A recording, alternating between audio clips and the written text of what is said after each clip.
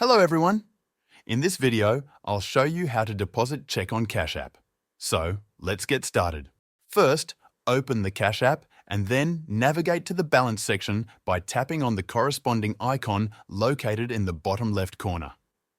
Once you're there, look for the option called Recurring Deposits. Next, enable the Auto Add Cash feature. By doing so, you will be redirected to a page where you need to provide certain information. At this point, you can choose the frequency of your recurring deposit. For instance, you can select monthly or any other schedule that suits your preference. Furthermore, you can specify the specific date of the month, such as the beginning, for the deposit to occur.